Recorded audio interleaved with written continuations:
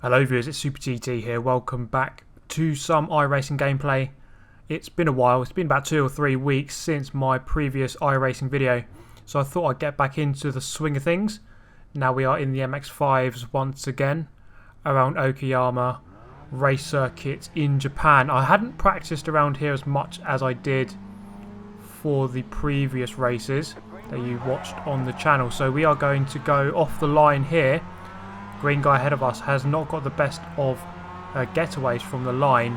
Qualified just outside the top 10 with a lap time of about 1 minute 50.2 I believe it was, just over the 150 barrier. It was my ambition to try and do a 149 or better, so we'll see if we can achieve that later on. So through the first couple of corners there, keeping it nice and sensible as is expected in iRacing, of course. Now coming into the Atwood curve, this corner here is really quite tricky to get right. Really have to get on the throttle very early, a lot earlier than you think, as long as you get the apex right to begin with. Now I'm open to any help or suggestions for this track, or for the game in general, of course. I'm still learning, and there are a lot of you out there who are a lot more experienced than I am. So if you do have any advice or tips, especially for this track, because I found it quite hard. As we go past another guy here, gained another position. So yeah, please do let me know if you do have any sound advice. I do read all the comments, and I have picked up on a lot of your advice as I go past another car here, looking up the inside. Although I have to back off slightly here. The M&M's livery car there, just blocking my inside there, so I couldn't quite get around the inside. The blue car there cleverly going around the outside, maintaining his position. So I did read the comments from the previous 2 videos I made. A lot of you suggested the F3 relative, which as you can see I have turned on the bottom right. A lot more useful. You can just you can gauge how the race is going basically a lot better, seeing the 3 ahead and 3 behind. You can judge your position a lot easier using that. So thank you for that tip. Also some tips about turning on voice chat, that kind of thing, which I have done. Makes the experience of the game a lot better, and it makes it a lot less stressful. Because in the first races I wasn't quite sure what my positions were, etc., where I was in the race, so it's a bit better having it like this. So we are through lap number 1 onto lap number 2. Looking at the back of the M&M livery car here, I've gone up into 8th position, so I've gained a couple of positions from outside the top 10. The green car there behind me in the mirrors, gaining a lot under the braking zone there, and that was probably my main weakness on this track, I would say, is the brakes.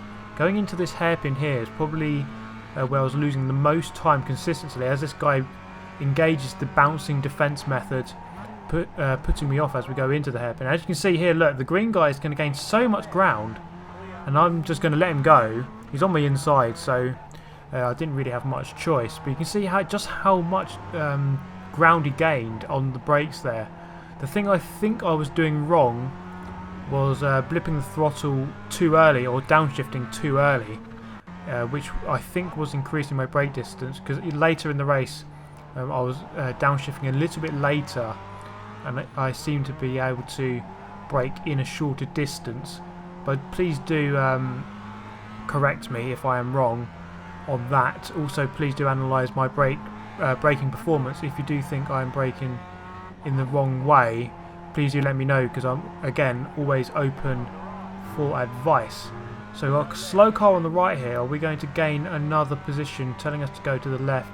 We are in 8th there. The only problem with this is that it doesn't the only problem with the relative thing here, or I guess it's just with iRacing in general, it doesn't update your position instantly on the graphics there, so you're not quite sure if it was a position gained or not, but it was, because we are now in 7th. So coming around the final turn, although I guess if it's a back mark it comes up in blue on the relative screen there, as someone is in the pits, as you can see they come up blue, so you do know, I guess, if it is for position or not. So into the first turn, you can see here that I have been dropped ever so slightly from the guys ahead. Wasn't able to quite lap as quickly as a lot of the guys ahead. Again, as I said at the start of the video, aiming for underneath 150. As you can see here, coming through turn 2, get a little bit over ambitious with the throttle, and again on the exit there, trying to correct it, trying to get back on the throttle far too soon, lose maybe 5 or so seconds, well at least 5 seconds, probably a lot more, between 5 and 10 seconds there, and 2 positions, so a bit further round, bit of a dust cloud there as we come through the left-hander onto the middle straight. We've got a car off there on the left, so we've gained another position. My main method really for these races isn't to push too much, just to try pretty much just to stay out of trouble and mind my own business as much as possible, to try and pick up the pieces of other people's accidents pretty much, to try and make the most of other people's misfortune, as I have done there, going past that guy in the white car just a moment ago. So I have gained from my initial starting position, not really out of outright speed and going forward, just pretty much just making sure I don't go backwards, let the other people go backwards in the race. Hypothetically speaking, going backwards, obviously not literally going backwards, of course.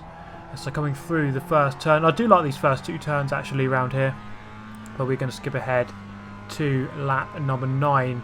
So of course it says 300 laps there, but of course it's only a 25-minute race plus a lap, I believe it is, for the leader. So coming round into the hairpin, probably my hardest corner to get right. This whole section here I really found it quite tricky. Quite a lot of hairpins around this track, and I'm still adjusting to iRacing in general, I guess, because I'm really not used to the cockpit view. I don't play it in many games, or if any game at all. Along with the steering wheel as well, I don't use it a huge amount, but I do use it for iRacing, of course. So still a lot of adjusting for me to do. I'm still learning a lot, and I've not got ahead of myself from those 2 wins I had early on in my iRacing career.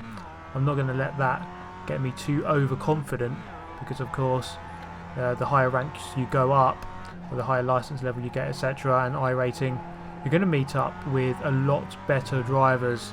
Not exactly Gregor Hutu maybe, but the driver standard will go up quite a lot. So I'm not expecting to be able to win, at all. If anything, I wouldn't expect to win any race in the next 100, because I know that the driver level out there is very high. So back to the race here. I am catching this guy in 6th position there. Me and this Ivan guy did have a fairly good race. And that is the good thing about this iRacing. The ability seems to be quite mixed in these MX-5 lobbies. I suppose it would be because it is near enough the rookie level league. So some of the people here, still a lot of people learning, like I am, I guess. I'm not anywhere near the leader, so I'm quite a long way off the pace.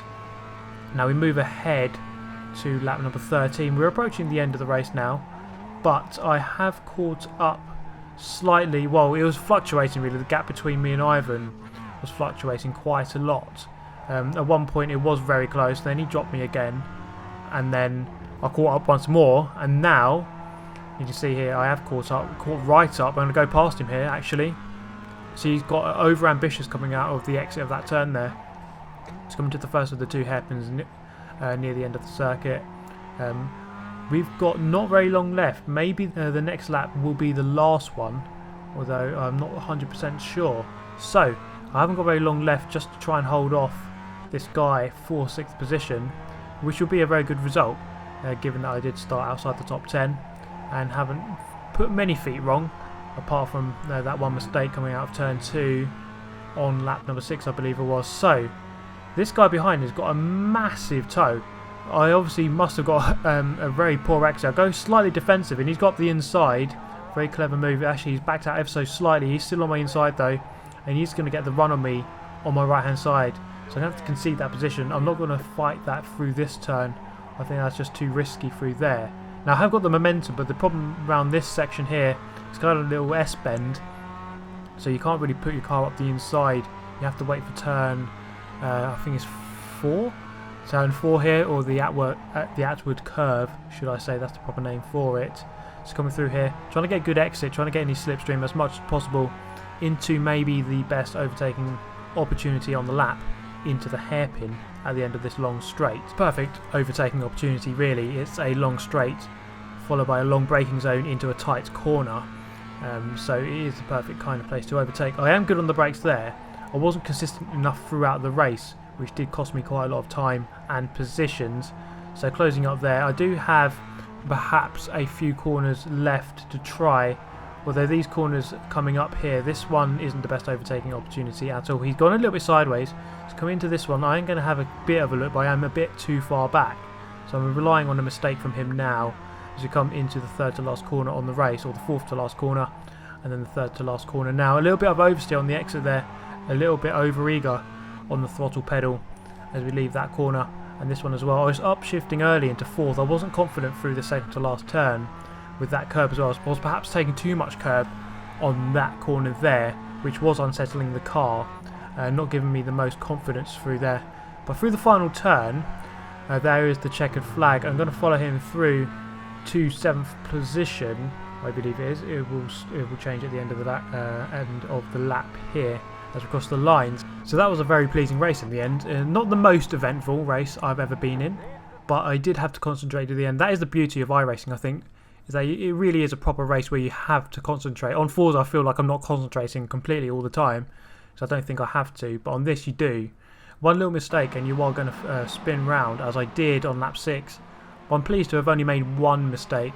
Perhaps I can try and iron those out for the future, and then I will finish a bit further up. 40 seconds behind the leader, so obviously a lot of time to be found throughout the race. 25-minute race, 40 seconds behind, so a little over a second a lap, perhaps a 1.5 seconds per lap I was down on the leader. So again, a lot of time to be found, and again, please do give me tips around this track especially, because I struggled. I wanted to get under 150, but I didn't manage to in the race. But that is all from me. I hope you have enjoyed my iRace here today. Please let me know your thoughts on the race. Subscribe if you'd like to see more of the same. Hit that like button if you did like this video, and I shall see you next time. Thank you for watching. Goodbye.